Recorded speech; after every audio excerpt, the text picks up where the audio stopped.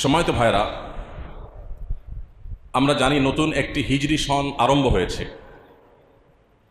নতুন হিজরি সন যেটি আরম্ভ হয়েছে, এই হিজরি সনকে কেন্দ্র করে আমরা আজকে কিছু কথা কোরআন এবং হাদিসের আলোকে কিছু বিষয় আপনাদের সামনে নিবেদন করতে চাই।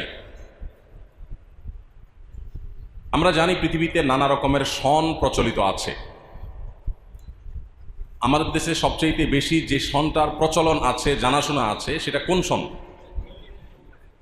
ইংরেজি সন। আমরা যেটাকে ইংরেজি সন বলছি, আসলে সেটা ইংরেজি সন না, সেটা আসলে কোন সন? ঈসাই সন।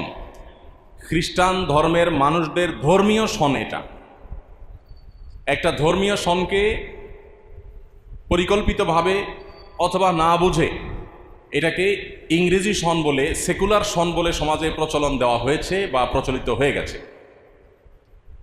ইংরেজি সন বলতে আসলে কিছু নেই। যে সনকে আমরা ইংরেজি সন বলছি, এটা মূলত খ্রিস্টীয় সন, ঈসাই সন। কারণ এই সনটির প্রবর্তন করেছেন কারা? খ্রিস্টানরা, ঈসাইরা। এই খ্রিস্টানরা তারা তাদের নবী, যাকে আমরাও নবী হিসাবে স্বীকৃতি দেই, শ্রদ্ধা করি, ভালোবাসি, আল্লাহ নবী ঈসা আলাইহিস সালাতু ওয়াস সালামের জন্মের বছর থেকে এই সনের গণনা তারা শুরু করেছে বলে তারা দাবি করে। যদিও ঈসা আলাইহিস সালামের জন্ম, এটার সন তারিখ নিয়ে তারা যে বক্তব্য দেয়, তারা যে বিশ্বাস স্থাপন করে, সেটা নিয়ে নানান বিতর্ক আছে, নানান আলাপ আছে, কিন্তু সেটা আমাদের আজকের আলোচ্য বিষয় নয়। আমাদের আলোচ্য বিষয় হলো এই যে যেটাকে আমরা ইংরেজি সন বলি, অথচ সেটা ঈসাই সন বা খ্রিস্টীয় সন, ঈশাব্দ বা খ্রিস্টাব্দ। এই ঈসাই সন বা খ্রিস্টীয় সন, এটার গণনা হয়েছে ঈসা আলাইহিস সালামের জন্মকে কেন্দ্র করে। ঈসা আলাইহিস সালামের জন্মের বছরকে তারা এক ধরে, তাদের সে ধরাটা সঠিক কি বেঠিক সেটা ভিন্ন আলাপ বলেছি। ঈসা আলাইহিস সালামের জন্মের বছরকে এক ধরে, এরপরে 2, 3 গুনতে গুনতে এখন 2024 সন। তার মানে তাদের দাবি মতে আজ থেকে 2023 বছর আগে ঈসা আলাইহিস সালাম এর জন্ম হয়েছে। তো এই যে ঈসাই সন বা খ্রিস্টাব্দ, এটার সন গণনা শুরু হয়েছে খ্রিস্টানদের দাবি মতে ঈসা আলাইহিস সালামের জন্মকে কেন্দ্র করে। ঈসা আলাইহিস সালামের জন্ম, এটা কি আনন্দের বিষয় না দুঃখের বিষয়? ঈসা আলাইহিস সালাম দুনিয়াতে আগমন করেছেন, এটার জন্য আপনারা কি আনন্দিত না দুঃখিত? তাহলে একটি আনন্দের বিষয়কে কেন্দ্র করে ঈসাই সনের গণনা শুরু হয়েছে, ঠিক না ঠিক? একটা আনন্দের ঘটনাকে কেন্দ্র করে ঈসাই সনের গণনা কি হয়েছে? আরম্ভ হয়েছে। এরকম আরো যত সন আছে প্রসিদ্ধ, পৃথিবীর বিভিন্ন প্রান্তে প্রচলিত বিভিন্ন সাল আছে। এই সন বা সালগুলোর গণনা মূলত কোনো আনন্দ, কোনো প্রাপ্তি, কোনো অর্জনকে কেন্দ্র করে শুরু হয়। আমরা মুসলমানরা একটা সন গণনা করি, সেটার নাম কোন সন? হিজরি সন, যেটাকে আমরা বলি আরবি সন। এরা আরেকটা ভুল। হিজরি সন নাকি আরবি সন? হিজরি সন, এটা আরবি সন না। অ্যারাবিয়ানদের আলাদা একটা সন আছে, আলাদা সন, আলাদা মাসের নাম আছে, আলাদা গণনা আছে। তো আমরা যেই সন গণনা করছি, এটা আরবি সন না, এটা হিজরি সন। এই সনটা অ্যারাবিয়ানদের না, এটা মুসলমানদের। এই সনটা কাদের ভাই?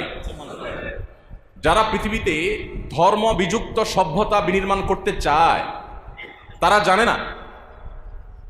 জানে না যে পৃথিবীতে যত সভ্যতা আজও টিকে আছে শত শত হাজার হাজার বছর ধরে, এই সকল সভ্যতা প্রতিষ্ঠিত হয়েছে ধর্মবিশ্বাসের উপর ভিত্তি করে।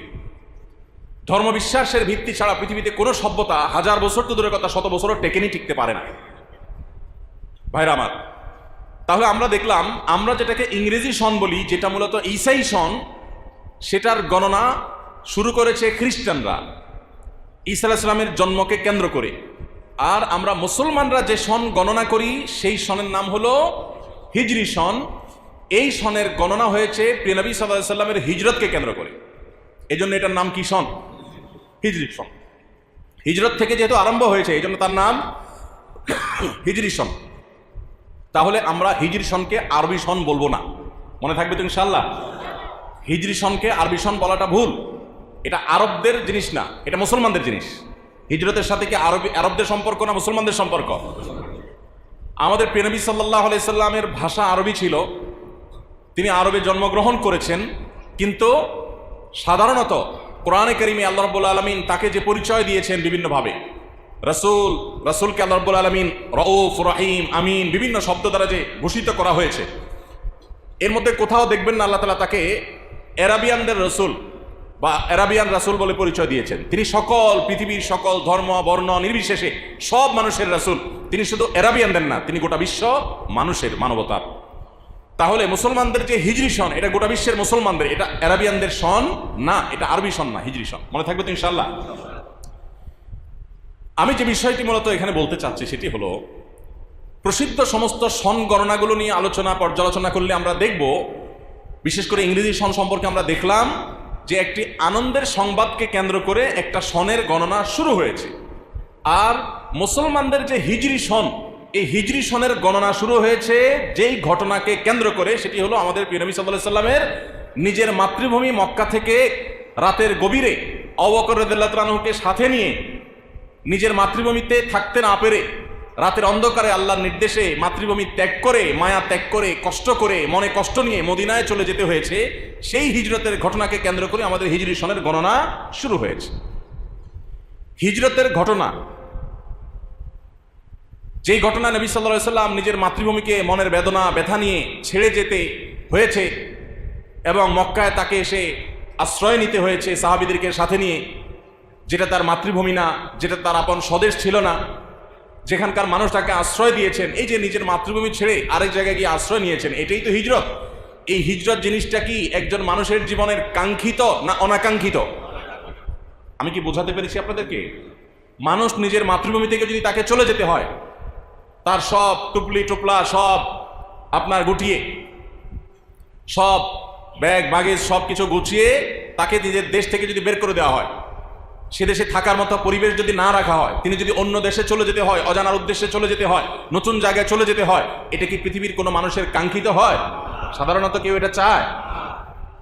নিজের মাতৃভূমি থেকে কাউকে বের করে দিলে কারোর কাছে ভালো লাগে না। তো আমাদের নবী সাল্লাল্লাহু আলাইহি সাল্লামের যে হিজরত হয়েছে, তাহলে এটুকু আমরা বুঝলাম যে হিজরতের ঘটনা এটা বেসিক্যালি কোনো আনন্দের বা বাহ্যিকভাবে এটা কোনো আনন্দের ঘটনা ছিল না, এটা কোনো কাঙ্ক্ষিত ঘটনা ছিল না। তাহলে এটা কি মুসলমানদের অর্জন এবং গৌরবের বিষয় হিজরত? আমি কি বোঝাতে পেরেছি? প্রিয় নবী সাল্লাল্লাহু আলাইহি সাল্লামের হিজরতকে তাহলে কেন্দ্র করে কেন মুসলমানদের হিজরি সনের গণনা শুরু হয়েছে?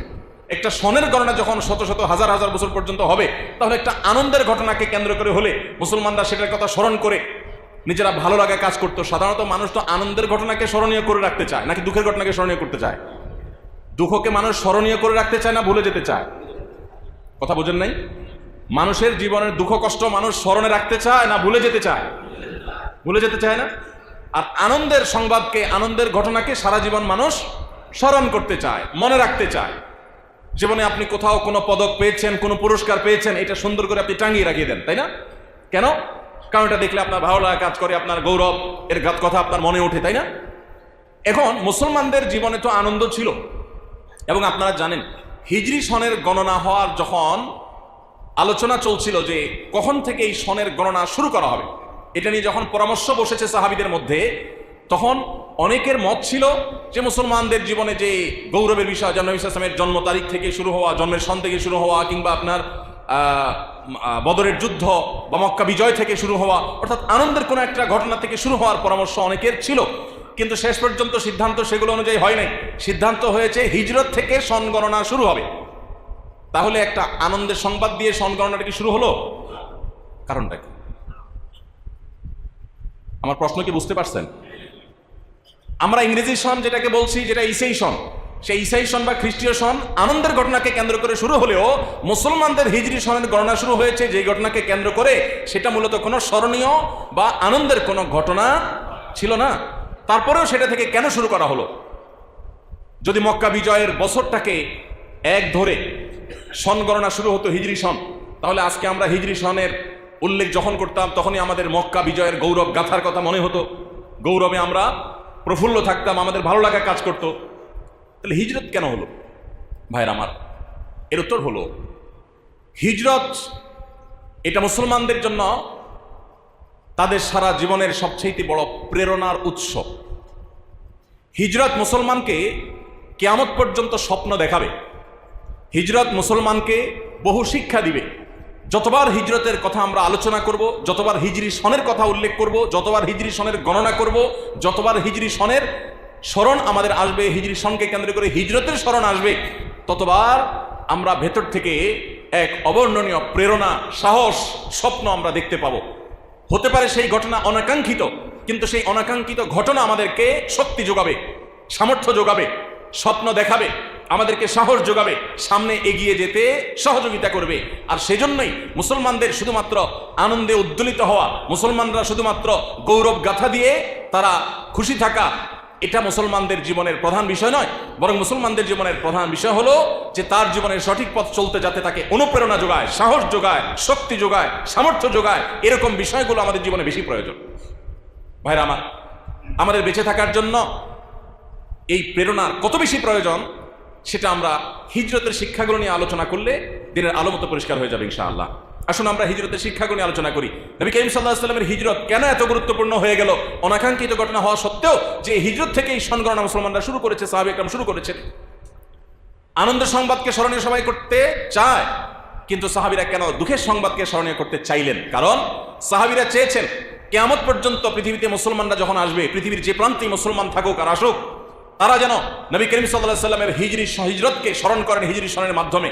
এবং হিজরতের ঘটনা যখনই তাকাবে, মুসলমান তখন সামনে চলার শক্তি পাবে। কিভাবে শক্তি পাবে? দেখুন, এক নম্বর, মুসলমান জানে এবং মুসলমান বিশ্বাস করে এবং বিশ্বাস করতে হয় তাকে, যেখানেই হক এবং সত্য থাকবে সেখানেই বাতিল উপস্থিত হবে। কোনো সন্দেহ আছে? পৃথিবীতে হক এবং সত্যের মশাল এবং ঝান্ডা যদি কেউ বহন করে, কেউ যদি তাওহীদের কালিমা উচ্চারণ করে, কেউ যদি সুন্নাতে রাসূলকে তার আদর্শ হিসাবে গ্রহণ করে, কেউ যদি ইসলামকে তার জীবনের একমাত্র আদর্শ হিসাবে মেনে নেয়, এই ব্যক্তির সামনে গোলাপ বিছানো থাকবে না কাঁটা থাকবে? গোলাপ যদি থাকেও কাঁটা অবশ্যই থাকবে, শুধু গোলাপ বিছানো কখনো থাকবে না। ভাইরা আমার, এই শিক্ষাটা কিন্তু হিজরত আমাদেরকে দিয়েছে। হিজরি সনের গণনা করতে গিয়ে যখনই হিজরতের কথা আমাদের মনে পড়বে, তখনই আমরা নতুন করে হিসাব করতে পারবো। আমাদের সহজ হবে আমাদের জীবনের বাস্তবতাকে উপলব্ধি করতে, যে আমরা যারাই সত্যের উপরে চলতে চাইবো, ভালো পথে চলতে চাইবো, হালাল পথে চলতে চাইবো, আল্লাহর পথে চলতে চাইবো, আমাদের সামনে শত সহস্র বাধা আসবে। ইবলিস এবং তার দোসররা নানামুখী বাধা আমাদের সামনে সৃষ্টি করবে। কখনো মিথ্যা অপবাদ দিবে, কখনো আমাদের দুর্নাম করবে, কখনো আমাদের দুর্নামের অপচেষ্টা করবে, কখনো আমাদেরকে নানা রকম বিপদে ফেলার চেষ্টা করবে, কখনো আমাদেরকে বিভ্রান্ত করার চেষ্টা করবে, নানাবিধ চেষ্টা চলবে। কিন্তু হককে সামনে তারা যেতে দিবে না। এটা হলো তাদের প্রচেষ্টা। তারা যতই চেষ্টা করুক না কেন, আল্লাহর অঙ্গীকার হলো আল্লাহ হককে বিজয়ী রাখবেন। পৃথিবীতে যখন আল্লাহ বলার মতো কোনো মানুষও থাকবে না, আল্লাহ তাআলা পৃথিবীর এই সংসার সাঙ্গ করে ফেলবেন। ভাইরা আমার, আমাদের প্রিয় নবী সাল্লাল্লাহু আলাইহি ওয়াসাল্লাম মক্কায় যখন নবী হিসাবে তার আত্মপ্রকাশ ঘটলো, তিনি যখন নবুয়ত, রিসালাত এর প্রতি বিশ্বাস করার জন্য মক্কাবাসীকে আহ্বান করলেন, তাওহীদের প্রতি যখন তাদেরকে আহ্বান করলেন, তখন মক্কাবাসীর সবাই তিনি বন্ধুতে পরিণত হয়ে গেছেন, তাই না? কি বলেন? নবী করিম সাল্লাল্লাহু আলাইহি ওয়াসাল্লাম যখন তাওহীদের একত্ববাদের দাওয়াত দিচ্ছেন, তারা সবাই শিরক করত। তিনি বলছেন, না, ইবাদত এবং উপাসনা কোনো প্রতিমা, কোনো মূর্তি, কোনো মানুষ, কোনো পাথরের নয়। মুসলমানের এই কপাল, মানুষের এই কপাল শুধুমাত্র নিবেদন করবে মহান আল্লাহর সামনে, আর কারোর সামনে না। কোনো বাদ মতবাদ, কোনো ইজম, কোনো দল, কোনো গোষ্ঠী, কোনো দর্শনের সামনে মুসলমান নিজের আনুগত্যকে সঁপে দিবে না। মুসলমানের আনুগত্য সপার একমাত্র জায়গা হলো আল্লাহ রাব্বুল আলামিন। এই জন্য প্রিয় নবী সাল্লাল্লাহু আলাইহি ওয়াসাল্লাম তাওহীদের দাওয়াত দিয়েছেন। মক্কা যখন তিনি তাওহীদের দাওয়াত দিয়েছেন, তিনি যখন রিসালাতের দাওয়াত দিয়েছেন, তার রাসূল হওয়ার ঘোষণা দিয়েছেন এবং আল্লাহর একত্ববাদের পথে যখন আহ্বান করেছেন, তখন মক্কাবাসী তার সে আহ্বানে সবাই সাড়া দিয়ে তাকে ফুলের মালা দিয়ে বরণ করে নিয়েছেন, তাই না? বরং মক্কার অলিতে গলিতে, রাস্তায় ঘাটে, পাহাড়ে, প্রান্তরে, প্রতিটা জায়গায় মক্কার কাফেররা, মুশরিকরা প্রতিরোধ গড়ে তুলেছে। ঠিক না ঠিক? নির্যাতন এর স্টিম রোলার কি ছিল সে দীর্ঘ আলোচনা করার প্রয়োজন নয়, আমরা কম বেশি সবাই জানি। নবী করিম সাল্লাল্লাহু আলাইহি ওয়াসাল্লামের জীবনে যে এত বাধা এসেছে ভাই, এত বাধা এসেছে, এত বিপত্তি এসেছে, এটা তিনি মানুষকে তাওহীদের দাওয়াত দেওয়ার আগে কি তার উপরে এসেছিল? বুঝেন নাই? তিনি যখন নবুয়ত এবং রিসালতের প্রতি মানুষকে আহ্বান করেছেন, জিবরিলের মাধ্যমে আল্লাহর পক্ষ থেকে ওহী পাওয়ার পর থেকে যে তাওহীদ রিসালতের দাওয়াত দেওয়া শুরু করেছেন, তার আগ পর্যন্ত মক্কাতে তার কোনো শত্রু ছিল? কোনো শত্রু ছিল না। মক্কাবাসী তাকে অকপটে স্বীকার করে নিয়েছে আল আমিন বলে। কি বলে? আল আমিন মানে কি? বিশ্বস্ত, যাকে বিশ্বাস করা যায়। সেই মানুষটাই যখন বলল, ইয়া আইয়ুহান নাস কুলু লা ইলাহা ইল্লাল্লাহ তুফলিহু, হে মানুষ সকল লা ইলাহা ইল্লাল্লাহ বলো, সাকসেস হবে, দুনিয়া আখিরাতে সফল হবে। আল্লাহ ইলাহা ইল্লাল্লাহকে ডিনাই করলে, অস্বীকার করলে পার্থিব অনেক সফলতা সাদা চোখে দেখা যেতে পারে, প্রকৃত অর্থের কোনোটাই সফলতা নয়। না দুনিয়াতে প্রশান্তির কারণ হবে, না আখিরাতে অনন্ত সুখের কারণ হবে। তিনি যখনই এই তাওহীদের দাওয়াত দিলেন, এতদিন যারা তাকে বিশ্বস্ত বলে শতকণ্ঠে সবাই সমস্বরে স্বীকারোক্তি দিয়েছিল, সেই মক্কার মুশরিকরাই তাকে অবিশ্বাস করেছে, আঘাত করেছে, গায়ে হাত তুলেছে, গালমন্দ করেছে, নোংরা গালিগালাজ দিয়ে তাকে জর্জরিত করেছে। ঠিক না বেঠিক? তিনি যে হিজরত করতে বাধ্য হয়েছেন, আল্লাহর নির্দেশে হিজরত করতে হয়েছে তাকে, এই হিজরতটা করতে হয়েছে যে প্রেক্ষাপটে বা যে প্রেক্ষিতে, সেটি হলো তাওহীদ এবং রিসালাতের দাওয়াত দিয়েছেন, সেজন্যই তাকে হিজরত করতে হয়েছে। যদি তিনি তাওহীদের দাওয়াত না দিতেন, একত্ববাদের দাওয়াত না দিতেন, শিরকের বিরুদ্ধে কথা না বলতেন, তিনি যদি বিদআতের বিরুদ্ধে কথা না বলে সুন্নাহর কথা, সুন্নাহর পক্ষে যদি কথা না বলতেন, তাহলে তাকে মক্কা থেকে বের হতে হতো। তাহলে হিজরত আমাদেরকে শিক্ষা দেয়, ও মুসলমান, তুমি পৃথিবীর যে প্রান্তেই থাকো, যে ভাষারই হও, যেই দেশেরই হও, যেই রঙের বর্ণেরই হও, তুমি জেনে রাখবে, তুমি লা ইলাহা ইল্লাল্লাহু মুহাম্মাদুর রাসূলুল্লাহ বলবে আর তোমার পাও শুধু গোলাপ বিছানো থাকবে, এটা তুমি আশা করবে না। বরং তুমি যখন ঈমানের পথে আসবে, তোমার এই পথে বহু বাধা আসবে, এমনকি তোমার জীবনও চলে যেতে পারে, ব্যবসা বাণিজ্য, ক্যারিয়ার, তোমার পুরো জীবন শেষ হয়ে যেতে পারে। কারণ এই পথে তোমাকে অনেক রেস্ট্রিকশন মেনটেন করে চলতে হবে। একজন ছাত্র, আপনি পরীক্ষার হলে আপনি নকল করতে পারবেন না, কারণ ইসলাম আপনাকে অ্যালাউ করে না, আল্লাহর কাছে জবাবদিহি করতে হবে। আরেকজন আল্লাহর ভয় নাই, সে মুসলমান না, সে করতে পারতেছে। তো একজন মুসলমানের জীবনে পদে পদে বাধা আছে, সে চাইলেও অনেক ক্ষেত্রে অনেক কিছু করতে পারে না। পার্থিব অনেক কিছুতে সে বাহ্যিক দৃষ্টিতে হয়তো পিছিয়ে থাকে, কিন্তু এরপরও সে তার আদর্শে চুল পরিমাণ ছাড় দিবে না। এই শিক্ষা দিয়েছে কে? হিজরতে। হিজরত আমাদেরকে শিক্ষা দিয়েছে না ভাই? প্রিয় নবী সাল্লাল্লাহু আলাইহি সাল্লাম যদি মক্কার মুশরিকদের দাবি মেনে নিত, তারা প্রস্তাব করেছিল যে মুহাম্মদ, ঠিক আছে, তুমি যেহেতু এক আল্লাহর ইবাদতের দাওয়াত দিচ্ছ, আর আমাদের বাপদাদারা প্রতিমা পূজা করতো, আমরা সেটা করি, তো এক কাজ করো, এক বছর তোমার আল্লাহর ইবাদত পূজা আমরা সবাই মিলে করি, আরেক বছর তোমরা সবাই মিলে আমাদের প্রতিমার পূজা করো, ভাগাযোগে চলো। এখন এরকম একটা আহ্বান পাওয়া যায় না? ধর্ম যার যার, সবাই মিলেজুলে করি, এরকম একটা আহ্বান নবী করিম সাল্লাল্লাহু আলাইহি সাল্লামকে যখন করা হয়েছে, নবী সাল্লাল্লাহু আলাইহি সাল্লাম তখন সেটাকে মেনেছেন না অস্বীকার করেছেন? তিনি বলেছেন, আল্লাহ তাআলা সূরা নাজিল করে তাকে জানিয়ে দিয়েছেন, লা আ'বুদু মা তা'বুদুন, তোমরা যাদের ইবাদত করছো আমি তাদের ইবাদত করব না, করতে পারি না, এটা আমার আদর্শ না, আমার বিশ্বাস না। আমি বলছি যে আশহাদু আল্লা ইলাহা ইল্লাল্লাহ, আবার তুমি বলতেছো প্রতিমার পূজা করতে। আমি মুখে বলছি আল্লাহ ছাড়া ইবাদত, দাসত্ব পাওয়ার উপযুক্ত আর কেউ নাই, সব সৃষ্টি। আর তুমি আমাকে সে সমস্ত সৃষ্টির পূজা করতে বলছো, নিজে হাতে তৈরি করে তাকে পূজা করতে বলছো, এটা আমি করবো না। মুসলমান কত আত্মসম্মান বোধ সম্পন্ন, মুসলমানের আত্মমর্যাদা কত হাই লেভেলের, এটা আমরা অনেকে চিন্তাও করতে পারি না। তো প্রিয় নবী সাল্লাল্লাহু আলাইহি ওয়াসাল্লাম মক্কার মুশরিকদের সেই আহ্বানে সাড়া দেন নাই দেখেই তাকে মক্কা থেকে বের হতে যেতে হয়েছে। হিজরতকে কেন্দ্র করে কেন হিজরি সনের গণনা সাহাবায়ে কেরাম শুরু করেছেন, যেন মুসলমানের জীবনের পদে পদে যখনই বাধা আসবে, সত্যের পথে চলতে গিয়ে যখনই বাধা আসবে, অবলীলায় সবাই সুদ ঘুষের কারবার করে লাল লাল হয়ে যাচ্ছে, লক্ষ লক্ষ কোটি কোটি টাকার মালিক হয়ে যাচ্ছে, ঘুষের কারবার করে নানা রকম অপরাধে জড়িয়ে তারা সমাজপতি হয়ে যাচ্ছে, আর আপনি একই শিক্ষায় শিক্ষিত হয়ে বরং তার চাইতে আরো বেশি যোগ্যতার অধিকারী হয়ে কোন রকম কুড়ের ঘরে আপনার থাকতে হচ্ছে। আপনার প্রমোশন হয় না, তার প্রমোশন তরতর করে হয়। সে পরীক্ষায় এক গাদা নাম্বার পায়, নকল করতে পারে, আপনি পারেন না। সে অনেক অন্যায় করতে পারে, আপনি অন্যায় করতে পারেন না। এই যে বাধাগুলো আসবে, এই বাধাগুলো যখন আসবে, তখন হিজরত আমাদেরকে প্রেরণা যোগাবে, আমাদের পিঠে হাত দিয়ে আমাদেরকে সাহস দিবে, বলবে যে সামনে চলো, অন্যায়ের সামনে কোনো আপোষ করবে না, কোনো মাথা নত করবে না, কোনো ছাড় দিবে না। আদর্শ, ঈমান, তাওহীদের ক্ষেত্রে চুল পরিমাণ বিন্দু পরিমাণ ছাড় দেয়া চলবে না। তুমি সামনে চলো। মনে রাখবে, তোমার নবীর জীবনে এরকম বাধা এসেছে, তিনি আপোষ করেননি, তিনি সামনে চলেছেন, এরপরে তার জীবনে জয় এসেছে না পরাজয় এসেছে? হিজরতের পরের ইতিহাসটা আনন্দের ছিল, বিজয়ের ছিল। হিজরতের ঘটনা বেদনার থাকলেও এই বেদনার ইতিহাস থেকেই পরবর্তীতে আনন্দের, হাসির ইতিহাসের জন্ম হয়েছে। বদরে মুসলমানরা হাসে নাই? হাসে নাই? খন্দকে প্রথমে মুসলমানরা কেঁদেছেন, কষ্ট করেছেন, পরে হাসেন নাই?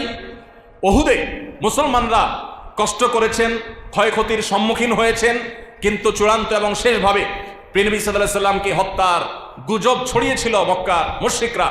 তিনি সেই গুজবকে মিথ্যা প্রমাণ করে সাহাবীদের মাঝে ফিরে এসেছেন, সাহাবীদের আনন্দ ফিরে এসেছে, মক্কা বিজয় হয়েছে, গোটা বিশ্বের প্রান্তে প্রান্তরে ইসলাম পৌঁছে গিয়েছে। যে ইসলামের গলা চিপে ধরতে চেয়েছিল মক্কার মুশরিকরা, মক্কা থেকেই যেন বের না হয় সেই চেষ্টা করেছে তারা। মক্কাতেই যে ইসলামকে তারা দাফন করতে চেয়েছিল, সেই ইসলাম শুধু মক্কাতেই প্রস্ফুটিত হয় নাই। আজকে পৃথিবীর এমন কোনো কাঁচা পাকা ঘর নেই, পৃথিবীর এমন কোনো সিটি শহর নেই, পৃথিবীর এমন কোনো জায়গা নেই যেখানে ইসলামের দাওয়াত, ইসলামের সৌরভ, ইসলামের গ্রাণ সেখানে পৌঁছে নেই। যে ইসলামকে গলা চিপে হত্যা করতে চেয়েছিল মক্কার মুশরিকরা মক্কাতে, সেই ইসলাম গোটা পৃথিবীতে ছড়িয়ে পড়েছে না পড়ে নাই? যে হিজরত আমাদেরকে শিক্ষা দিয়েছে যে তোমার জীবনে বাধা আসবে, তুমি প্রস্তুত থাকো, কিন্তু খবরদার বাধায় তুমি ভেঙে গেলে চলবে না। মুসলমান ভেঙে পড়বে না, মুসলমানকে শক্ত থাকতে হবে, তোমার আদর্শের ক্ষেত্রে কোনো ছাড় দিবে না। অনেক ভাই ব্রাদার আছেন আমাদের, বলে ভাই ধর্মকর্ম করার আগে এত বিপদ দেখি নাই, এখন যখন ধর্মকর্ম শুরু করছি, নামাজ কালাম শুরু করছি, এখন দেখি একটার পর একটা বিপদ, ব্যবসা বাণিজ্যের অবস্থা খারাপ, বন্ধু বান্ধব সব পর হয়ে যাচ্ছে, যেখানে যাই শুধু বাধা। আমি বলি যে এটাই হলো আল্লাহ রাব্বুল আলামিনের কাছে আসার লক্ষণ। আল্লাহর কাছে যখন মানুষ আসে তখন আল্লাহ তাআলা তার পরীক্ষা করেন। আর যেগুলো আগে থেকে দূরে, out of syllabus, out of class, তার কোনো পরীক্ষা নেই। ভাইরা আমার, কেন সাহাবা একরাম হিজরতের মতো অনাকাঙ্ক্ষিত ঘটনা থেকে হিজরতের সনগণনা, হিজরি সনগণনা শুরু করেছেন? কারণ হিজরত আমাদের প্রেরণা। হিজরত আমাদের কি ভাই? প্রেরণা। হিজরত আমাদেরকে শিক্ষা দেয় যে হক যেখানেই কাজ করবে, তুমি একাও যদি হকের কথা বলো, তোমার সামনে বাতিল আসবেই। আমরা ফজর নামাজের সময় যখন মুয়াজ্জিন আজান দেয়, অ্যালার্ম দিয়ে শুই, আমরা ফজর নামাজে উঠার সময় আমাদের খুব আরাম লাগে না কষ্ট লাগে? কথা বলেন। ফজর নামাজে ঘুম ছেড়ে, আরামের ঘুম ছেড়ে উঠে মসজিদে যেয়ে নামাজ পড়তে আরাম লাগে না কষ্ট লাগে? সবার কষ্ট লাগে। আচ্ছা, কারণ কি? এমন কোনো পাপ দেখাইতে পারবেন যে পাপ করতে মানুষের কষ্ট লাগে? সাধারণত যে কোনো পাপ করতে মানুষের কি লাগে? মজা লাগে, ঠিক না ঠিক? আর যে কোনো ভালো কাজ করতে মানুষের কষ্ট লাগে না খারাপ লাগে? সাধারণত খারাপ লাগে, মন চায় না। এই যে যেখানেই হক আছে সেখানে কি আছে? বাতিল আছে। যেখানে আপনি ভালো পথে চলতে চাইবেন সেখানে বাধা আছে। এই বাধাটা কে দেয়? শয়তান দেয়, ইবলিস দেয়, যাকে আমরা দেখি না কিন্তু সে আছে। প্রত্যেকটা মানুষের পেছনে পেছনে আছে। আমরা এখানে যতজন মানুষ আছি সবার পেছনে কমপক্ষে একজন করে ইবলিস বরাদ্দ আছে। তার কাজ হলো আপনাকে কি করা? জাহান্নামে নেওয়া, ধোঁকা দেওয়া, প্রতারিত করা। এই জন্য পদে পদে আল্লাহ তাআলা শয়তান থেকে আমাদের পানা চাওয়া দোয়া শিক্ষা দিয়েছে। ভাইরা আমার, তাহলে হিজরত আমাদেরকে শিখায় যে তোমার জীবনে সত্য এবং ন্যায়ের পথে চলতে গেলে, ভালো পথে চলতে গেলে বাধা আসবে। মনে চাইবে না, নামাজ পড়তে ইচ্ছা করবে না, কিন্তু তোমাকে পড়তে হবে। চাইবে না তুমি, বাধা আসবে, কিন্তু বাধা তোমাকে ডিঙ্গাতে হবে, ওভারকাম করতে হবে। তাহলে কি হবে? নবী করিম সাল্লাল্লাহু আলাইহি ওয়াসাল্লাম হিজরতের যে প্রেক্ষাপট ছিল, মক্কাতে যে বাধাগুলো ছিল, সেগুলো তিনি ডিঙ্গাতে পেরেছেন, মাথা নত করেন নাই আদর্শের ক্ষেত্রে। আল্লাহ তাআলা তাকে চূড়ান্তভাবে বিজয় দিয়েছেন না দেন নাই? এজন্য ভাই, হিজরত আমাদের প্রথম যে শিক্ষাটা দিয়েছে সেটা হলো যে হক এবং বাতিলের দ্বন্দ্ব চিরন্তন। যে নবী করিম সাল্লাল্লাহু আলাইহি ওয়াসাল্লাম আল আমিন ছিলেন, বিশ্বস্ত ছিলেন তাদের কাছে, তিনি তাদের কাছে খারাপ হয়ে গেলেন যখন তাওহীদের দাওয়াত দিলেন। এজন্য আমরা যখনই সুন্দর হক এবং সত্যের কথা বলবো, আজ না হোক কাল, এক সময় না এক সময় বাতিল আমাদের বিরুদ্ধে নানাভাবে লেগে যাবে। আল্লাহ তাআলা আমাদেরকে সেই সমস্ত পরিস্থিতিতেও ঈমানের উপরে অটল থাকার তৌফিক দান করুন। ভাইরা আমার, হিজরত দ্বিতীয় যে বিষয়টি আমাদেরকে শেখায় সেটা হলো জীবনে কখনো ইমানদার ডিপ্রেশনে পড়ে নিরাশ হয়ে যাবে না। ইমানদারের জীবনে কোনো ডিপ্রেশন মানায় না, ইমানদারকে ডিপ্রেশন সাজে না। কিভাবে সাজবে বলেন তো? আল্লাহ বলেছেন, যালিকা বিআন্নাল্লাহা মাওলাল্লাযীনা আমানু ওয়া আন্নাল কাফিরিনা লা মাওলা লাহুম। আল্লাহ তাআলা ইমানদারদের অভিভাবক। ইমানদারদের কিছু হলে ইমানদাররা আল্লাহর কাছে সাহায্য চায়। আল্লাহর কাছে কেউ কোনো জুলুম করলে নালিশ করে, নিজের কোনো ভুল হলে ক্ষমা চায়, আল্লাহর কাছে চাওয়া যায়। ইমানদারের সেই সুযোগ আছে। আল্লাহ বলেছেন, যালিকা বিআন্নাল্লাহা মাওলাল্লাযীনা আমানু। আল্লাহ রাব্বুল আলামিন ইমানদারদের অভিভাবক। ইমানদারদের চাওয়ার বলার একটা জায়গা আছে।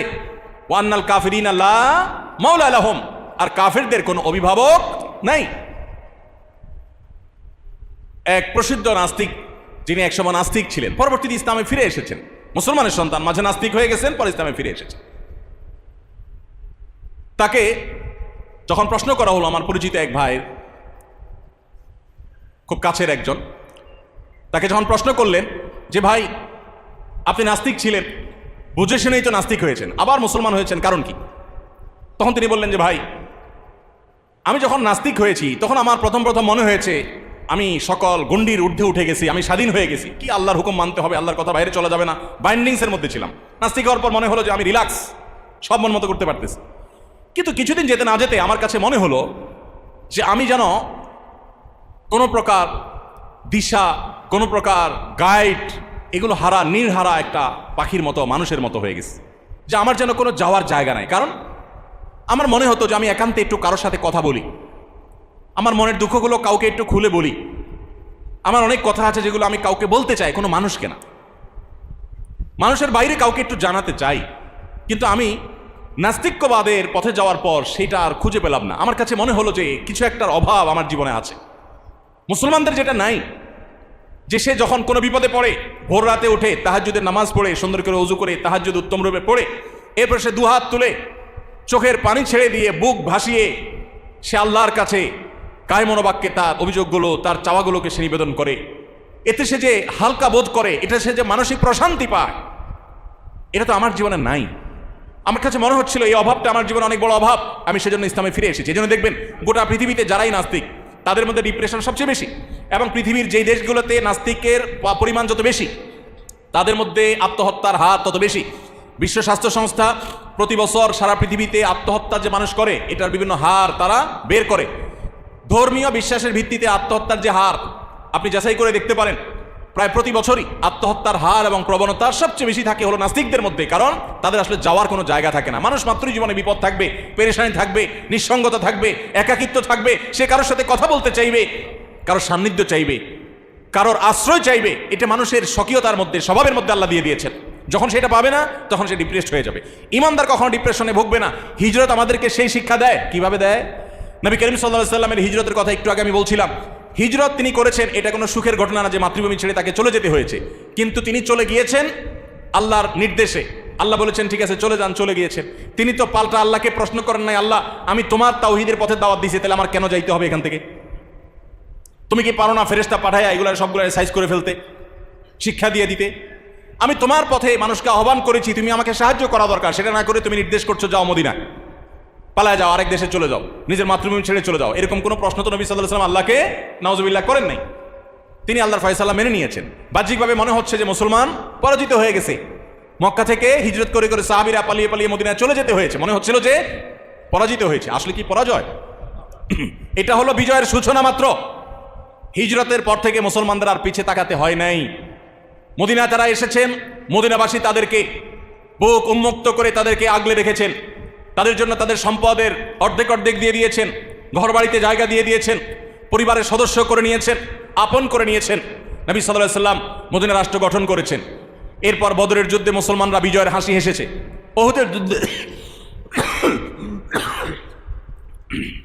ওহুদের যুদ্ধে সাময়িক গ্লানি এবং কষ্ট পেরেশানির মধ্যে পড়লেও চূড়ান্তভাবে মুসলমানরা পরাজিত হননি। এরপর একের পর এক অভিযানগুলোতে মুসলমানরা সামনে এগিয়েছে, এবং একসময় যখন হুদায়বিয়ার সন্ধি হয়েছে তখনও মনে হচ্ছিল যে মুসলমানরা বোধহয় কাফেরদের সব শর্তগুলো মেনে নিয়ে বোধহয় তারা পরাজয়ের গ্লানিতে আছে।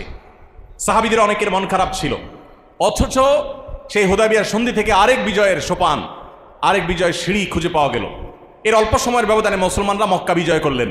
এমনভাবে বিজয় করলেন যে মক্কা থেকে তাদেরকে তাড়িয়ে দেওয়া হলো, যে মক্কা তাদের থাকতে দেওয়া হলো না, সেই মক্কা তারা শুধু বিজয় করলেনই না, অনেকটা রক্তপাতহীনভাবে, প্রায় রক্তপাতহীনভাবেই মক্কা বিজয় করেছেন এবং বীরের বেশে মক্কা প্রবেশ করেছেন, নিজের মাতৃভূমিকে স্বাধীন করেছেন। তাহলে ভাইরা আমার, হিজরত আমাদেরকে শিক্ষা দেয় ইন্না মাআল উসরে ইউসরা, ইন্না মাআল উসরে ইউসরা। নিশ্চয়ই কষ্টের পরে কি থাকে? কষ্টের পরে না। আল্লাহ কষ্টের পরে বলেন নাই, আল্লাহ বলেন নাই ইন্না বাদাল উসরে ইউসরা, আল্লাহ বলেন নাই। আল্লাহ বলেছেন ইন্না মাআল উসরে নিশ্চয়ই কষ্টের সাথেই কি থাকে? সুখ থাকে। নিশ্চয়ই দুঃখের সাথেই কি থাকে? সুখ থাকে, সাথেই আছে, অ্যাটাচড। শুধুমাত্র দুঃখের সীমানাটা পার হতে না হতেই সুখের দেখা পাওয়া যাবে। এই জন্য ইমানদার যত কষ্টই থাকুক, ইমানদার অপেক্ষা করবে যে কষ্ট চিরকাল থাকবে না, এই কষ্ট চিরকাল অনন্তকাল প্রলম্বিত হবে না, হতে পারে না। অনেক ভাইরা আসেন, আইসা বলেন, ভাই আমার জীবনে কষ্টের কোনো শেষ নাই, আমি জনম দুঃখী। অনেকে বলেন বাবার সংসারে কষ্ট করেছেন, অনেক মেয়েরা অভিযোগ করেন বাবার সংসার থেকে এসে বিয়ে হয়েছে, স্বামীটাও অমানুষ, তার সংসারে তার কষ্ট করতে হয়েছে। আনফর্চুনেটলি স্বামীর পর ছেলে মেয়েগুলোকে নিয়ে আশায় বুক বেঁধে জীবন কাটাবেন, দেখা গেল যে পোলাপানগুলো অমানুষ। অনেক সময় হয় না এরকম? এরকম মা বোনরা অনেক সময় আসেন, আমি তাদেরকে বলি, বোন আপনার এই কষ্টের কোনো শেষ আছে নাকি নাই? তো উনি প্রথমে বুঝে উঠতে পারেন না। আমি বলি, এই কষ্টটা কি একসময় শেষ হবে না অনন্তকাল চলতে থাকবে? তখন বলেন যে হ্যাঁ, মরে গেলে তো শেষ। তো আমি বলি, হ্যাঁ, আপনাকে যারা কষ্ট দিচ্ছে তারা কষ্ট দিতে দিতে আপনাকে মেরে ফেলতে পারবে, এই তো, এর বেশি তো পারবে না। নিঃস্ব করে ফেলতে পারবে, এর বেশি তো পারবে না। এরপর আপনি যদি সবর করতে পারেন, ধৈর্য ধারণ করতে পারেন, আল্লাহর ফায়সালাকে মেনে নিতে পারেন, ঈমানওয়ালা হন, তাওহীদের উপরে প্রতিষ্ঠিত হন, তাহলে মৃত্যুর সঙ্গে সঙ্গে আপনার অনন্তকালের যে জান্নাতের নেয়ামত প্রাপ্তি শুরু হবে, সেটা কি আপনার এই স্বামী, আপনার ছেলে মেয়ে, আপনার শ্বশুর বাড়ির লোকজন, আপনার বাবার বাড়ির লোকজন যারা আপনাকে জুলুম করেছে জীবনভর, তারা কি আপনার আল্লাহর জান্নাতকে ঠেকাতে পারবে? তাহলে ইমানদার ডিপ্রেশনে ভেঙে পড়ার, নিরাশ হয়ে যাওয়ার কোনো স্কোপ নাই। কারণ আমার যত বিপদই আসুক না কেন, এই বিপদের এন্ডিং আছে, কখন না কখন এটা শেষ হবে এবং সুখ শুরু হবেই হবে। কিন্তু যার ইমান নাই তার তো আসার কোনো জায়গা। ধরেন একজন নাস্তিক, সে জুলুমের শিকার। মানুষ শুধু মুসলমানরা জুলুমের শিকার হয়, মুসলমান জুলুমের শিকার হয় না? মুসলমানের জীবনে বিপদ আপদ আসে না? ধরেন একজন আল্লাহর প্রতি অবিশ্বাসী মানুষ, তার জীবনে বিপদ আপদ এসেছে, জুলুম সহ্য করতে করতে সে মরে গেছে। তার এই দুঃখের শেষ হয়ে সুখের শুরু হবে এমন কোনো আশার জায়গা আছে? কেন নাই? যেহেতু ইমান নাই, মরার পরে জাহান্নাম, আর জীবনভর সে দুঃখ ভোগ করে গেছে, এর কোনো সান্ত্বনা আছে? আর ইমানদারের সান্ত্বনা আছে, আমার যত বিপদ হয় হোক, আমাকে একজনের কষ্ট দিচ্ছে, দেখ কত দিবে, আল্লাহ একদিন ওর বিচার করবেই করবেন। কোনো সন্দেহ আছে? কোনো সন্দেহ আছে? ফামান ইয়ামাল মিসকালা যাররাতিন শাররাই, যাররা পরিমাণ খারাপ কাজ করেছে, মন্দ কাজ করেছে, জুলুম করেছে, তাকে তার প্রায়শ্চিত্ত পেতেই হবে, মিস করবে না। আল্লাহ রাব্বুল আলামিন আহকামুল হাকিমিন, দুনিয়ার বিচারক, ভুল করে, আল্লাহ ভুল করেন না, আল্লাহর কোনো ভুল হয় না।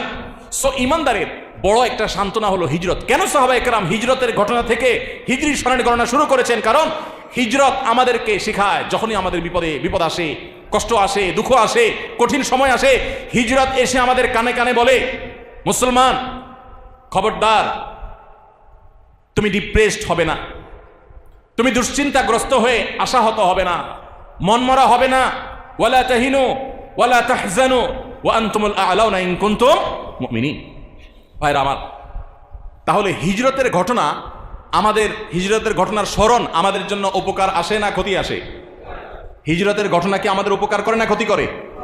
হিজরতের ঘটনা আমাদেরকে প্রেরণা যোগায়, শক্তি যোগায়, সামর্থ্য যোগায়, তাই না? হিজরতের ঘটনা আমাদেরকে দুঃসময়ে পাশে দাঁড়ায়। হিজরতের ঘটনার স্মরণ যখনই হবে, তখনই আমরা আবার ঘুরে দাঁড়াবার শক্তি, সামর্থ্য, শিক্ষা এবং স্বপ্ন দেখতে পারবো ইনশাআল্লাহ। কেন সাহাবায়ে কেরামের কাছে হিজরত এত গুরুত্বপূর্ণ? সবাই তো শুধুমাত্র আনন্দের ঘটনাকে স্মরণীয় করে রাখতে চায়। মুসলমানেরা তারা আনন্দের ঘটনা নয়, তাদের জীবনের একটা কঠিন ঘটনাকে, কঠিন একটা সময়কে, তারা প্রিয় নবীর জীবনের সবচেয়ে কঠিন সময়টাকে তারা স্মরণীয় করে রেখেছে, যাতে সেই কঠিন সময়ের স্মরণ মুসলমানকে সামনে এগিয়ে যেতে সাহায্য করে। আল্লাহ আমাদের প্রত্যেকের জীবনের পদে পদে হিজরতের শিক্ষা থেকে শিক্ষা গ্রহণ করে সামনে এগিয়ে যাওয়ার তৌফিক দান করুন। ভাইরা আমার, হিজরত আমাদেরকে শিক্ষা দিয়েছে যে কিভাবে কঠিন সময় সহজ সময়ে পরিণত হয়, একটা দুঃখের সময় কিভাবে সুখের সময় পরিণত হয়। যখন মক্কা থেকে হিজরত করে সাহাবীরা মদিনায় চলে আসে, নবী সাল্লাল্লাহু আলাইহি ওয়াসাল্লাম রাতের অন্ধকারে মদিনায় চলে আসেন, তখনও হয়তো কেউ কল্পনাও করে নাই যে মাত্র 6-7 বছরের ব্যবধানে, সামান্য কয়েক বছরের ব্যবধানে মুসলমানরা যেখানে মক্কায় থাকতেই পারছে না জান বাঁচাইয়া, সেখানে বীরের বেশে বুক ফুলিয়ে মাথা উঁচু করে আল্লাহর বড়ত্ব প্রকাশ করতে করতে তারা মক্কায় প্রবেশ করবে। গোটা মক্কা তাদের কর্তলগত হবে, যারা জুলুম করেছে তারা সবাই প্রধানত হবে। অস্ত্রের জোরে নয়, কোনো মানুষ হত্যা করে নয়, রক্তপাত করে নয়। একরকম নবী করিম সাল্লাল্লাহু আলাইহি ওয়াসাল্লামের যে বিশাল বড় বহর নিয়ে মদিনা থেকে মক্কার পথে রওনা দিয়েছেন, এই বহরের কাছেই মক্কার সমস্ত মানুষ নতি স্বীকার করেছে। ন্যূনতম প্রতিরোধ করার মতো মানসিক শক্তি পর্যন্ত তাদের ছিল না। এইভাবে আল্লাহ তাদেরকে দুর্বল করে দিয়েছেন।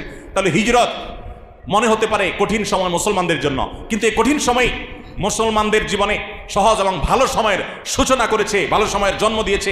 এর অল্প ব্যবধান পরে মুসলমানরা চিরকালের জন্য হাসি হেসেছেন, মক্কাকে কিয়ামত পর্যন্ত সময়ের জন্য বিজয় করেছেন এবং স্বাধীন করেছেন। নিজের সমস্ত কষ্টের গ্লানি তারা দূর করেছেন আল্লাহর অনুমতি সাপেক্ষে। আল্লাহ সে তৌফিক দিয়েছেন। অতএব জীবনে যখনই কঠিন সময় আসবে, হিজরতের এই শিক্ষাটা যেন আমাদের মনে পড়ে। স্মরণ থাকবে তো ইনশাআল্লাহ। নাম্বার 3, হিজরত আমাদেরকে শিখায় মুসলমান প্রত্যেকটা কাজ করবে অত্যন্ত গোছানো এবং পরিকল্পিতভাবে।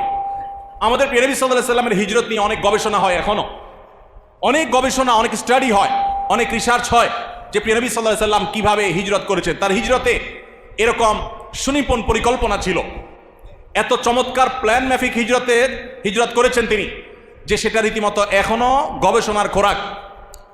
আপনারা জানেন প্রিয় নবী সাল্লাল্লাহু আলাইহি ওয়াসাল্লাম হিজরত করবেন যখন মনস্থির করলেন, এর আগে 2টা বৈঠক হয়েছে মদিনার মানুষদের সাথে, মিনার আশেপাশে পাহাড়ের এলাকাতে বায়াতে আকাবা যেটাকে বলা হয়, সেখানে মদিনাবাসীর হাতে হাত রেখে নবী সাল্লাল্লাহু আলাইহি ওয়াসাল্লাম তাদের বায়াত গ্রহণ করেছেন।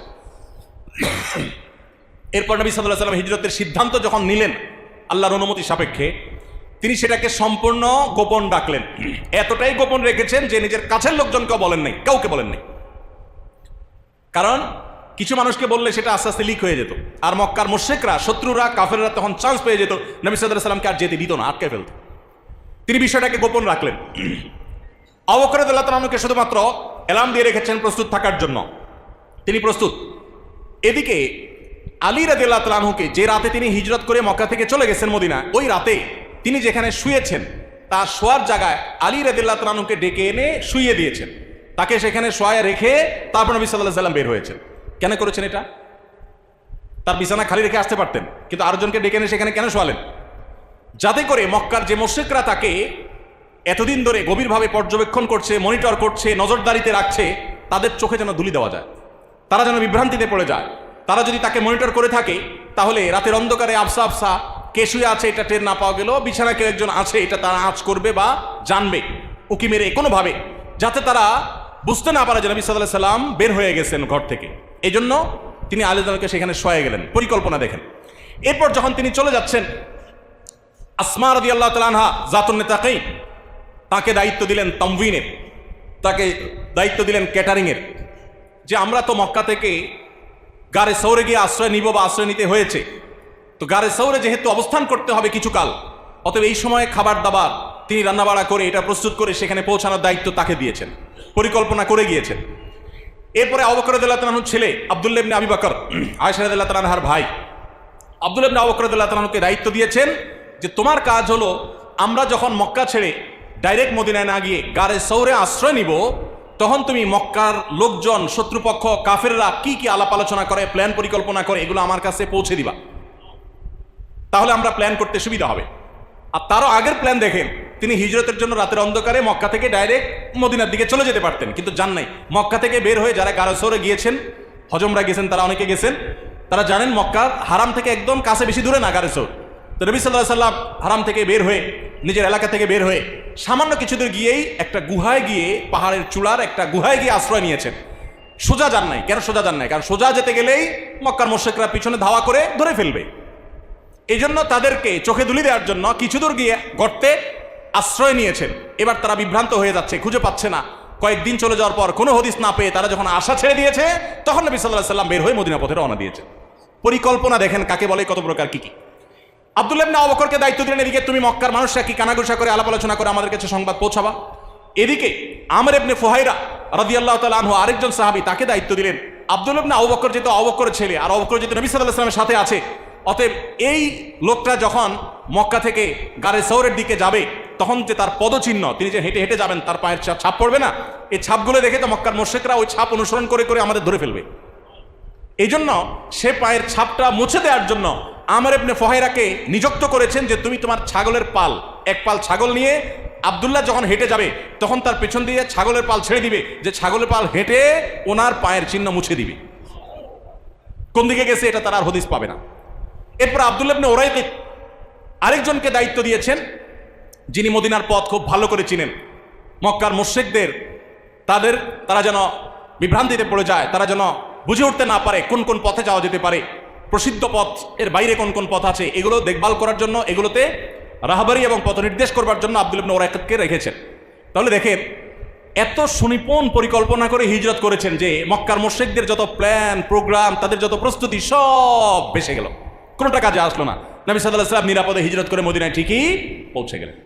এই হিজরত আমাদেরকে শিক্ষা দেয় জীবনের প্রত্যেকটা পদে পদে এভাবে সুন্দর সুনিপুণ পরিকল্পনা করে এগিয়ে যেতে হবে। আপনি মুসলমান, ব্যবসা বাণিজ্য করতে নামছেন, 2 দিন উল্টাপাল্টা ব্যবসা বাণিজ্য করে বাকি ঝুঁকি দিয়ে ব্যবসা বাণিজ্য শেখা ছাড়া ব্যবসা করতে গিয়ে ধরা খেয়ে এরপরে বলতেছেন আমি আল্লাহর নাম নিয়ে ব্যবসা শুরু করছি, 2 নাম্বারই করি নাই, তারপরও আল্লাহ আমারে বরকত দেয়নি, আমার ব্যবসা শেষ হয়ে গেছে। আপনি সুন্দর করে পরিকল্পনা করেন নাই, দোষ দিচ্ছেন কার? আল্লাহ। আছে না নাই আমাদের জীবনে এরকম? ভাইরা আমার, হিজরত আমাদেরকে শিখায় মুসলমান তার জীবনের প্রত্যেকটা কাজকে তার আল্লাহর দেওয়া বিবেক বুদ্ধি খরচ করে সর্বোচ্চ সুন্দরভাবে পরিকল্পনা করে খুবই সুন্দরভাবে সাজিয়ে গুছিয়ে তারপর কাজ করবে। এই শিক্ষা ইসলাম দিয়েছে। এবং প্রত্যেকটা মানুষের মধ্যে প্রোডাক্টিভিটি আছে, অ্যাডভান্টেজ আছে, সৃষ্টিশীলতা আছে, বিশেষ যোগ্যতা আছে, কাজে লাগাতে হবে। অনেকে কাজে লাগাতে না পারে শুধু দোষারোপ করেন। দোষারোপ নয়, প্রত্যেকের প্রয়োজন অনুযায়ী তাকে কাজে লাগান। নবী সাল্লাল্লাহু আলাইহি ওয়াসাল্লাম এখানে কতগুলো মানুষকে কাজে লাগিয়েছেন, কাকে দিয়ে কোন কাজ হবে তাকে সে কাজের জন্য সেট করেছেন। তাহলে তিনি আমাদেরকে পরিকল্পনার শিক্ষা দিয়েছেন হিজরতের মাধ্যমে। নাম্বার 4, হিজরতের মাধ্যমে নবী সাল্লাল্লাহু আলাইহি ওয়াসাল্লাম শিক্ষা দিয়েছেন শুধু পরিকল্পনা করেই আমি সব কিছু করে ফেলবো, মুসলমানের এই বিশ্বাস থাকবে না। মুসলমান পরিকল্পনা ঠিকই করবে, কিন্তু বিশ্বাস থাকবে যে হবে সেটা যেটা আল্লাহ ফায়সালা করেছেন। এই জন্য নিজের পরিকল্পনা শতভাগ পারফেক্ট হওয়া সত্ত্বেও মুসলমান দিন শেষে পরিকল্পনা শেষে বলবেন ওয়া উফাউযিদু আমরি ইলাল্লাহ ইন্নাল্লাহা বাসীরুম বিল ইবাদ। আমি আমার চেষ্টা অনুযায়ী প্ল্যান প্রোগ্রাম করেছি আর পুরো বিষয়টাকে আমার রবের কাছে ন্যস্ত করে দিয়েছি। আল্লাহ দেখছেন সবকিছু, অতএব আল্লাহ যা করেন সেটাই হবে, আমার প্ল্যানেই যে হবে তা নয়, প্ল্যান আমার করা সর্বোচ্চ ভালোভাবে আমি করেছি। এরপর সে ভরসা করবে, তাওয়াক্কুল করবে কার উপরে? আল্লাহর উপরে। কিরকম ভরসা? যে তার জীবনে সবচেয়ে বড় বিপদ যদি আসে, পায়ের নিচ থেকে মাটি সরতে সরতে সরতে সরতে যদি একেবারে শূন্য হয়ে যায়, তার যদি পিঠ দেয়ালে ঠেকেও যায়, তারপরও সে বলবে লা তাহজান ইন্নাল্লাহা মা'ানা। নবী সাল্লাল্লাহু আলাইহি ওয়াসাল্লাম হিজরতের সময় বলেন নাই? কাকে বলেছেন? তার সফর সঙ্গী আবু বকর সিদ্দিক রাদিয়াল্লাহু তাআলা আনহু যখন বলছিলেন হে আল্লাহর রাসূল, আমরা যে গর্তে আছি, মক্কার মুশরিকরা সে গর্তের চারপাশের ঘিরে ফেলেছে, উপর থেকে দেখা যাচ্ছে গর্ত থেকে যে ওরা উপরে দাঁড়িয়ে আছে, ওরা চতুর্দিকে খুঁজতেছে, শুধু নিচে তাকালেই আমাদেরকে দেখে ফেলবে। কঠিন সময়, ভয়াবহ অবস্থা, এখনো তো তারা দেখে ফেলবে, শুধু নিচে তাকালেই হয়। এত দুশ্চিন্তা যখন আবু বকর রাদিয়াল্লাহু আনহু, তখনও নবী করিম সাল্লাল্লাহু আলাইহি ওয়াসাল্লাম তাকে কি বলেছেন? আবু বকর, তোমার কি ধারণা, আপনার কি ধারণা ওই 2 ব্যক্তি সম্পর্কে যাদের সঙ্গে তৃতীয় সত্তা হলেন আল্লাহ, তাদের সম্পর্কে আপনার কি মনে হয় যে আল্লাহ তাদেরকে শেষ করবে? আল্লাহ যাদের সাথে আছেন তাদের ক্ষতি হয়ে যাবে, এটা আপনি চিন্তা করেন কিভাবে? লা তাহজান, তিনি বলেছেন লা তাহজান ইন্নাল্লাহা, আপনি কোনো টেনশন করবেন না, আল্লাহ আমাদের সাথে আছেন, আল্লাহ আমাকে নির্দেশ করেছেন, সো কোনো অসুবিধা হবে না। ঠিকই মক্কার মুশরিকরা সবই দেখেছে, গুহার দিকে তারা তাকায় নাই, আল্লাহ তাদেরকে তাকাতে দেন নাই। তাহলে বোঝা গেল ইমানদারের জীবনে সবচেয়ে কঠিন সময়ও বা সবচেয়ে ভালো পরিকল্পনা করার পরও তাকে তাওয়াক্কুল করতে হবে। কি করতে হবে ভাই? কারণ আল্লাহ কোরআনে বলেছেন ইন্নাল্লাহা ইউহিব্বুল মুতাওয়াক্কিলিন, আল্লাহ তাআলা কাকে ভালোবাসেন?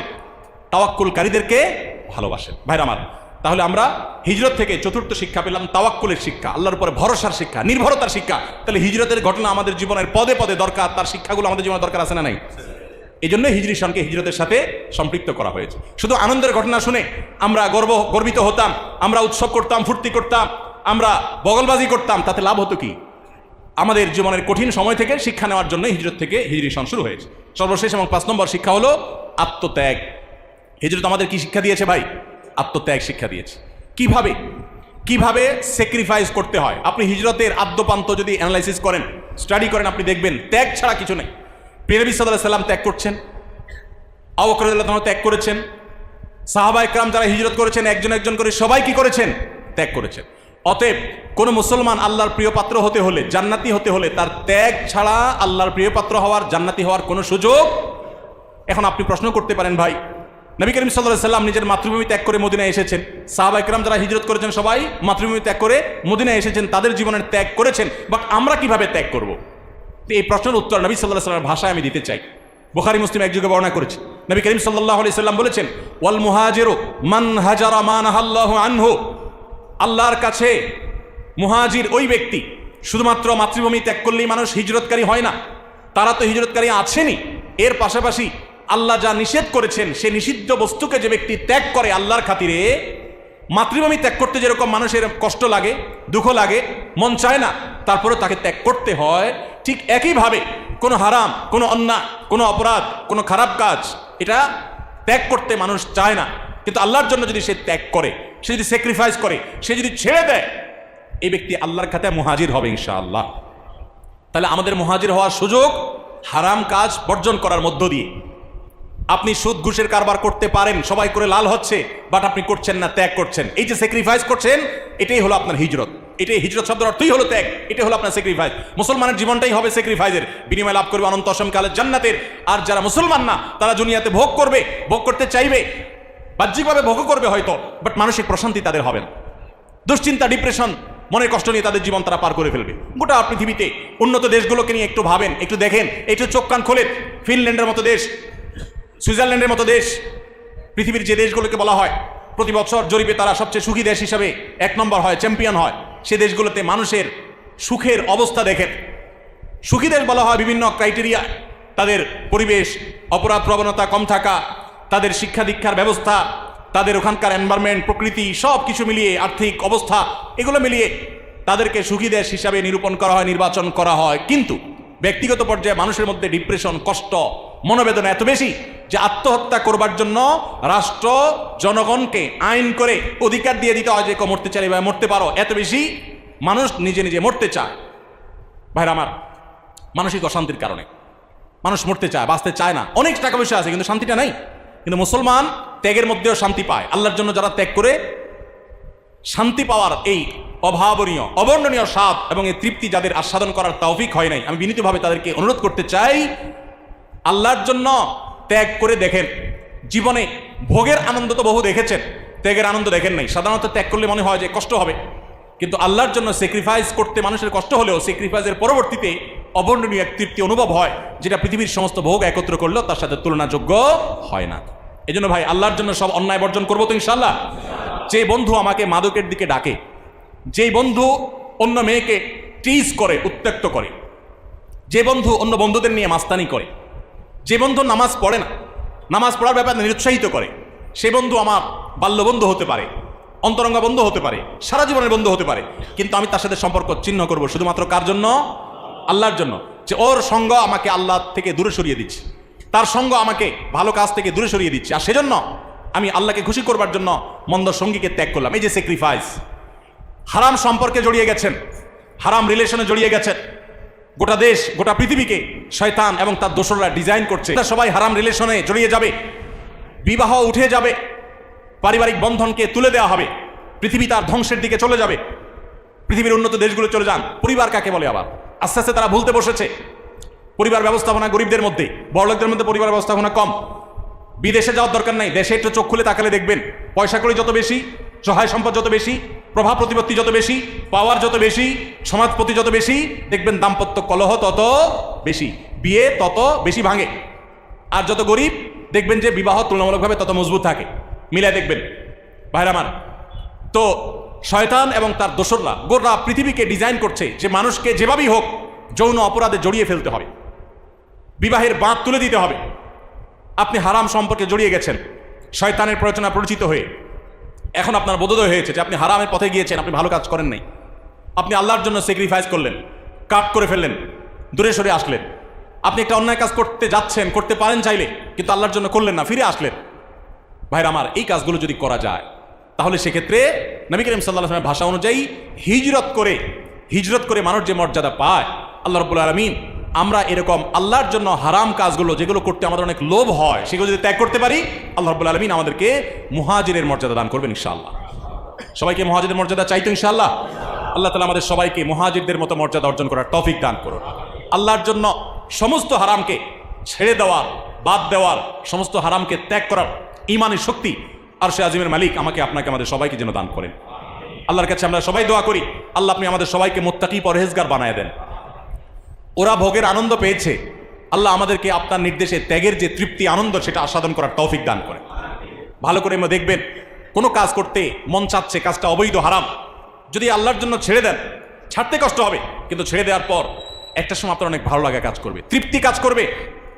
আপনি চোখ দিয়া সোশ্যাল মিডিয়াতে, ফেসবুকে স্ক্রল করতে গিয়ে বা রাস্তাঘাটে কোনো হারাম নারীকে দেখার সুযোগ আছে, কিন্তু আপনি দেখলেন না, আল্লাহর জন্য কন্ট্রোল করলেন। কন্ট্রোল করতে কষ্ট হবে, কিন্তু যখন পরিবেশটা, জায়গাটা চেঞ্জ হয়ে যাবে, লোকটা চলে যাবে, চোখের আড়াল হয়ে যাবে, তখন আপনার মনের মধ্যে অবর্ণনীয় একটা স্বাদ আপনি অনুভব করবেন। একটা হাদিস রয়েছে, যদি হাদিসের সনদটি জয়ীফ, কিন্তু হাদিসের মর্ম বিভিন্নভাবে প্রমাণিত। সেটা হলো, যদি কেউ চোখের জেনা, চোখ দিয়ে হারাম জিনিস দেখে আনন্দ পাওয়ার যে অপরাধ, সেই অপরাধ থেকে বেঁচে থাকার জন্য কেউ সংগ্রাম করে, কষ্ট করে, দেখবো না আমি আল্লাহকে খুশি করব, আল্লাহ দেখছেন, আল্লাহর কাছে শাস্তির মুখোমুখি হইতে হবে, সে ভয় থেকে কেউ যদি নিজেকে নিয়ন্ত্রণ করে, কষ্ট সে সাময়িক হতে পায়। হাদিসের মধ্যে বর্ণিত হয়েছে, আবদালতুহু ঈমানান ইয়াজিদু হালাওয়াতাহু ফি কলবিহি, তার অন্তরের মধ্যে ঈমানের মধুরতা সে অনুভব করতে থাকে, সে টের পায়, তার মধ্যে খুশি লাগে কাজ করে যে আল্লাহর হুকুমটা রক্ষা করতে পেরেছি, আমি নিষেধ থেকে বেঁচে থাকতে পেরেছি, তাকওয়ার একটা মজা আছে ভাই। আল্লাহ তাআলা আমাদের সবাইকে সে স্বাদ, সে মজা আস্বাদন করার তৌফিক দান করুন। সবাই চেষ্টা করবো তো ইনশাআল্লাহ। আমি সব সময় বলি ভাই, হারামের আরামটা হলো চুলকানির মতো। হারামের আরামটা কিসের মতো? চুলকানির মতো। শরীরের কোনো জায়গায় যদি চুলকানি হয় বা চুলকায়, তখন বড় বড় নখ আছে, এদিকে চুলকাচ্ছে, তখন মনে চায় নখ দিয়ে একেবারে গায়ের সমস্ত শক্তি দিয়ে চুলকাতে থাকে। তখন অনেকে এরকম জোরে চুলকায়ও।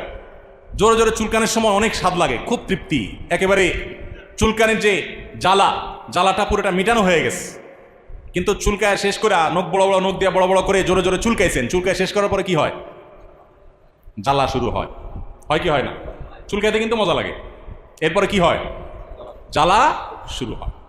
যত মানুষ অপরাধ করে, অপরাধ করার সময় খুব মজা পায়, অপরাধ করে সারার পর, শেষ করার পর একটা সময় জ্বালা শুরু হয়। এই যে যত দুর্নীতিবাজ ধরা পড়তেছে দেখেন না, একটার পর একটা আছে না? যখন টাকা পয়সা কামায়া লালে লাল হয়ে গেছে, আঙ্গুল ফুলে কলা গাছ হয়ে গেছে, তখন তো খুব মজ মাস্তি আর ফুর্তিতে ছিল। ধরা পড়ার পর মান, সম্মান, ইজ্জত, আত্মীয় স্বজন, সমাজ, কোথাও মুখ দেখাবার সুযোগ নাই। বাকি জীবন বিদেশে পালিয়ে, চোরের মতো পালিয়ে পালিয়ে, দুনিয়া থেকে গ্লানি নিয়ে, অপমানিত অবস্থায়, দুঃখ এবং কষ্ট নিয়ে যখন চলে যাচ্ছে, এই মুহূর্তে যদি তাদের সাক্ষাৎকার নেওয়া যেত, আমি নিশ্চিত, নির্ঘাত তারা বলতো যে হায়, এ সকল অবৈধ উপার্জন না করে নিজ দেশে সম্মান নিয়ে যদি দুনিয়াতে বেঁচে থেকে দুনিয়া থেকে যেতে পারতাম, সেটা অনেক ভালো ছিল। তারা ওই কানাডার বেগম পাড়ায় বাড়ি করে অনেক সুখে শান্তি থাকতে পারে, কিন্তু দিন শেষে সবাই জানে যে লোকটা চোর, সে দুর্নীতিবাজ, সে ডাকাত।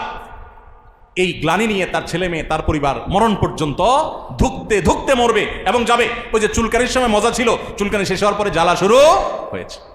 এই জন্য ভাই, হারাম বর্জন করব, বর্জন করতে কষ্ট হলেও হারামে যাব না, যদিও আরাম হয় সেখানে, মনে থাকবে তো ইনশাল্লাহ। যতজন বিবাহ বহির্ভূত অবৈধ সম্পর্ক জড়িয়ে যাচ্ছেন, আরাম বা মজা হয়তো পাচ্ছেন, কিন্তু মনে রাখবেন চুলকানির পরবর্তী যে জ্বালা, এটাও আপনার জীবনে শুরু হবে, অপেক্ষা থাকে। আর কিছু লোক আছে, চুলকানি শুরু হলে তারা চুলকায় না। তারা কি করে না? চুলকায় না, তারা একটু হালকা ডলে ডলে কোনো রকম জ্বালাটা থামায় রাখে। এদের কি পরে জ্বালা পড়া হয়? হয় না। এই জন্য ভাই, হারাম করার স্বাদ তো জীবনে বহু দেখেছেন। হারাম থেকে বেঁচে থাকার কষ্ট আছে, কিন্তু কষ্টের পরে যে স্বাদ আছে সেটা অনুভব করার চেষ্টা করেন। সবচেয়ে বড় স্বাদ শুরু হবে মৃত্যুর পর, অনন্তকাল পর্যন্ত সেটা চলতে থাকবে। আল্লাহ রাব্বুল আলামিন আমাদের সবাইকে ইবাদতের স্বাদ, হারাম বর্জন করার স্বাদ আস্বাদন করার তৌফিক দান করুন। গোটা পৃথিবীর মানুষ যদি অপরাধের স্রোতে গা ভাসাতে থাকে, আল্লাহ আমাদেরকে স্রোতের বিপরীতে চলার তৌফিক দান করুন। হিজরতের শিক্ষা আমাদের জীবনের পদে পদে ধারণ করার তৌফিক দান করুন। মনে থাকবে তো ইনশাআল্লাহ ভাই। আমরা আবারও বলছি, এক নজরে হিজরতের শিক্ষাগুলোর ভিতরে 1 নম্বর হলো, হিজরত আমাদেরকে শিক্ষা দেয়, স্মরণ করিয়ে দেয় যে আমরা যখনই জীবনে সততার পথে চলবো, সত্যের কথা বলবো, তখনই সেখানে বাধা আসবে, মন চাইবে না, মানুষজন চাইবে না, আত্মীয় স্বজন চাইবে না, নানা রকমের বিপদ আসবে, বিপত্তি আসবে। এগুলোর জন্য আগে থেকে প্রস্তুত থাকবো। কিন্তু যত বিপদই আসবে, নবী সাল্লাল্লাহু আলাইহি ওয়াসাল্লাম যেরকম হিজরতে নিজের আদর্শকে বিকিয়ে দেন নাই, আমরা আমার আদর্শে কোনো ছাড় দেব না। ঈমান এবং তাওহীদে কোনো ছাড় দেব। নবী সাল্লাল্লাহু আলাইহি ওয়াসাল্লাম যেরকম নিজের মাতৃভূমি ছেড়ে দিয়েছেন, তবু ঈমান ছাড়ে নাই। আসহাবে কাফের যুবকেরা ঠিক একইভাবে নিজের মাতৃভূমি ছেড়ে দিয়েছেন, তবু তাওহীদ ছাড়েন নাই। আমিও আমার জীবনে সবাইকে ছাড়তে হয়, ছাড়বো। সবার সাথে সম্পর্ক ছিন্ন হইলেও হোক, সবাই নাখোশ হলেও হোক, তো আমি আমার আদর্শ আর ঈমান কখনো ছাড়বো না। হিজরত আমাদেরকে শিক্ষা দেয়, জীবনে যত বিপদই আসুক না কেন, সে বিপদ চিরকাল প্রলম্বিত হয় না, খুব অল্প সময়ের মধ্যেই সেটা দূর হয়ে যায়। রাতের অন্ধকার, রাতের গভীরতা, অন্ধকার যত বাড়তে থাকে, সকালের আলো তত নিকটবর্তী হতে থাকে। হিজরত করেছেন নবী করিম সাল্লাল্লাহু আলাইহি ওয়াসাল্লাম, সাহাবা ইকরাম নিজের মাতৃভূমি ছেড়ে চলে আসতে হয়েছে, বেদনাদায়ক ঘটনা, কিন্তু এর অল্প সময়ের ব্যবধানে আবার এই মক্কা তারা বিজয় করেছেন, একরকম রক্তপাত ছাড়া বলতে গেলে। অতএব জীবনের পদে পদে যখনই দুঃখ আসবে, হিজরত আমাদেরকে প্রেরণা দিবে যে ইন্নামা আল উসরে ইউসরা। 3 নম্বর, মুসলমান প্রত্যেকটা কাজ অত্যন্ত সুনিপুণ পরিকল্পনা করে গুছিয়ে সুন্দরভাবে করবে, তার সাধ্য অনুযায়ী ভালোভাবে করবে, কোনো দুর্বলতা নিয়ে অর্ধেক মার্কা কাজ করবে না, যেটাই করবে ইন্নাল্লাহা ইউহিব্বু ইযা আমিলা আহাদুকুম আমালান আন ইউতকিনাহু, সুন্দরভাবে ভালোভাবে করবে। সেটা আমরা হিজরত থেকে শিক্ষা গ্রহণ করলাম, নবী সাল্লাল্লাহু আলাইহি ওয়াসাল্লাম কিভাবে হিজরতের প্ল্যান সাজিয়েছেন সেখান থেকে। 4 নম্বর হলো, এত প্ল্যান পরিকল্পনা করার পরও আল্লাহর প্রতি তাওয়াক্কুল হবে আমাদের মূল ভরসার জায়গা, মূল শক্তির জায়গা, যেমন নবী সাল্লাল্লাহু আলাইহি ওয়াসাল্লামের ছিল। তিনি এত কিছু করার পর আল্লাহর উপর ভরসা করেছেন। যখন কাফেররা গুহার মাথায় মুখে চলে এসেছে, তখনও বলছেন লা তাহজান ইন্নাল্লাহা, ঈমান কোন লেভেলে থাকলে শত্রুর চোখের সামনে এসেও বলছেন আল্লাহই রক্ষা করবেন, দৃঢ় চিত্তে এই কথা বলতে পেরেছেন। এখান থেকে আমরা শিক্ষা পাই, জীবনে যত কঠিন সময় আসুক আল্লাহর প্রতি তাওয়াক্কুল বা ভরসা কখনো ছাড়া যাবে। এরপরে যদি আমি বিপদে পড়ে যাই, তাহলে বুঝতে হবে আল্লাহ এর মধ্যেই আমার কল্যাণ রেখেছেন। 5 নম্বর সর্বশেষ হলো, হিজরত মানেই হলো ত্যাগ, স্যাক্রিফাইস। সাহাবীদের স্যাক্রিফাইস, নবী সাল্লাল্লাহু আলাইহি ওয়াসাল্লাম স্যাক্রিফাইস, মুহাজিরদের স্যাক্রিফাইস, পরিবারের সদস্যদের স্যাক্রিফাইস, জমি জমা রেখে, সম্পদ সন্ততি রেখে, প্রিয়জনদেরকে রেখে, আত্মীয় স্বজন রেখে চিরকালের জন্য চলে যাচ্ছে এমন এক গন্তব্যের উদ্দেশ্যে, যে গন্তব্য থেকে আবার কখনো নিজের মাতৃভূমিতে আসতে পারবেন কিনা নিজেও জানতেন না। এই স্যাক্রিফাইস, এটা ইমানদারের জীবনের সবচেয়ে গুরুত্বপূর্ণ বিষয়। স্যাক্রিফাইস ছাড়া, ত্যাগ ছাড়া ইমানদার কখনোই ইমানদার হতে পারে না। অতএব হিজরত আমাদেরকে স্যাক্রিফাইস শেখায়। আমরা সকল হারাম বর্জন করার ক্ষেত্রে, সকল ইবাদত করার ক্ষেত্রে আল্লাহর নির্দেশকে সব কিছুর উপরে প্রাধান্য দিয়ে অন্য সব কিছুকে স্যাক্রিফাইস করবো তো ইনশাআল্লাহ। আল্লাহ আমাকে আপনাকে আমাদের সবাইকে আমল করার তৌফিক দান করুন।